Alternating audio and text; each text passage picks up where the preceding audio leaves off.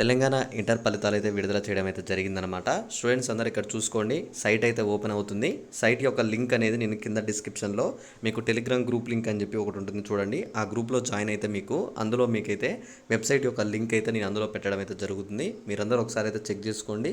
Check చేసుకున్న తర్వాత మీకు రిజల్ట్స్ అయితే వచ్చాయా లేవా అని చెప్పేసి కింద కామెంట్ చేయండి.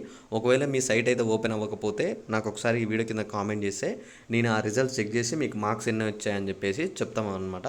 అయితే ఇక్కడ చూసుకోండి, తాజాగా ఇప్పుడే సైట్ ఓపెన్ చేశారు కాబట్టి చాలా వరకు స్టూడెంట్స్ అయితే ఓపెన్ చేస్తున్నారు కాబట్టి కొంచెం మీకు సైట్ అనేది లోడ్ అవ్వడం అయితే జరుగుతుంది. మీరు కాస్త ఒక 10-15 నిమిషాలు ఓపిక పట్టుకున్నట్టయితే మీకు తప్పకుండా రిజల్ట్స్ అనేది మీరు చాలా ఈజీగా చెక్ చేసుకోవచ్చు కొంచెం సేపట్లో. ఒకవేళ లేదు ముందే చెక్ చేసుకోవాలనుకుంటే త్వరగా టెలిగ్రామ్ గ్రూప్లో జాయిన్ అవ్వండి. ఆ గ్రూప్లో మీకు లింక్ ఉంటుంది.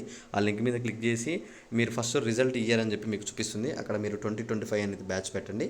అలానే ఫస్ట్ ఇయర్ అయితే ఫస్ట్ ఇయర్, సెకండ్ ఇయర్ అయితే సెకండ్ ఇయర్ అనేది పెట్టండి. తర్వాత ఐపీ ఇక్కడ జనరల్, ఇక్కడ వొకేషనల్, బ్రిడ్జ్ కోర్స్ సంబంధించి మీది ఏ గ్రూపో అది పెట్టండి కేటగిరీ వచ్చేసి.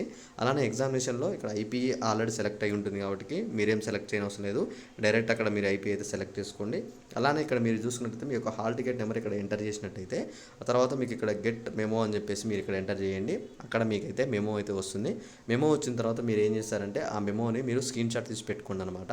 స్క్రీన్ షాట్ లేదా మనకి పీడిఎఫ్ డౌన్లోడ్ చేసి పెట్టుకుంటే ఫస్ట్ ఇయర్ వాళ్ళకి అదే షార్ట్ మెమో లాగా యూజ్ అవుతుంది. సెకండ్ ఇయర్ ఆ షార్ట్ మెమోని మీరు తర్వాత స్కాలర్షిప్లకి వాటికి యూజ్ చేసుకోవచ్చు అనమాట. ఒకవేళ సెకండ్ ఇయర్ వాళ్ళకైతే అది వచ్చేసి మీకు ఎంసెట్ ఇక్కడ మనకి కౌన్సిలింగ్లో మీకు అది యూజ్ అవుతుంది అనమాట. కౌన్సిలింగ్లో మీరు చూపించాల్సి ఉంటుంది షార్ట్ మెమో, ఎందుకంటే అప్పటికి మీకు లాంగ్ మెమో రాదు కాబట్టి ఆ షార్ట్ మెమో చూపించాల్సి ఉంటుంది అనమాట. ఓకే, ఇంకా మీకు ఏమైనా డౌట్ ఉంటే తప్పకుండా ఒకసారి వీడియో కింద కామెంట్ చేసి ఈ వీడియోని మీ ఫ్రెండ్స్ అండ్ ఫ్యామిలీ మెంబర్స్కి అందరికైతే షేర్ చేసేయండి. ఓకే, ఇంకా ఈ వీడియో అర్థమైంది అనుకుంటున్నా. రిజల్ట్స్ చెక్ చేసుకొని ఎన్ని మార్క్స్ వచ్చాయని చెప్పేసి అయితే కామెంట్ చేసేయండి. Thanks for students, thank you guys, జై హింద్.